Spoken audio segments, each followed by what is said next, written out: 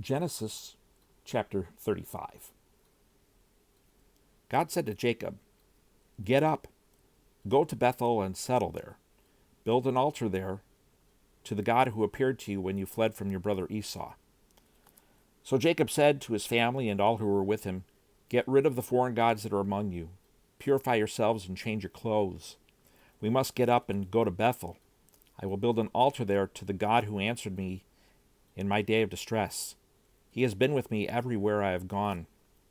Then they gave Jacob all the foreign gods and their earrings, and Jacob hid them under the oak near Shechem. When they set out, a terror from God came over the cities around them, and they did not pursue Jacob's sons.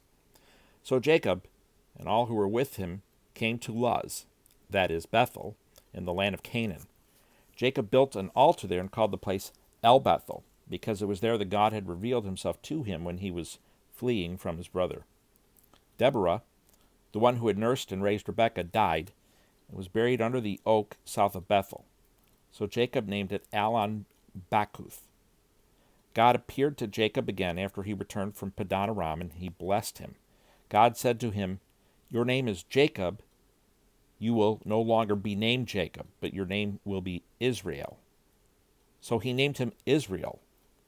God also said to him, "I'm God Almighty. Be fruitful and multiply. A nation, indeed an assembly of nations, will come from you, and kings will descend from you.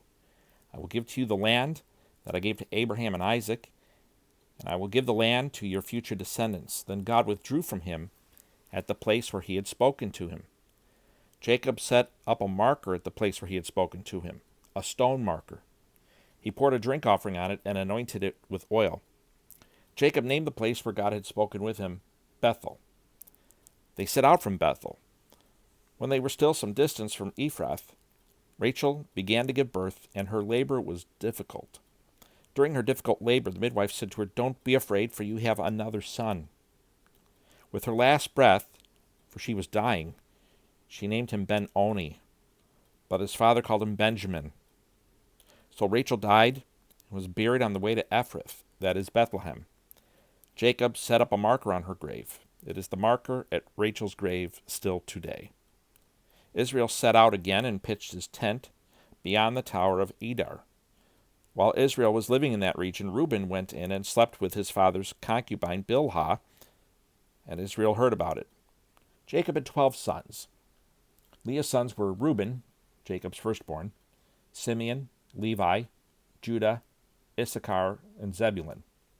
Rachel's sons were Joseph and Benjamin. The sons of Rachel's slave Bilhah were Dan and Naphtali. The sons of Leah's slave Zilpah were Gad and Asher. These are the sons of Jacob who were born to him in Padan Aram.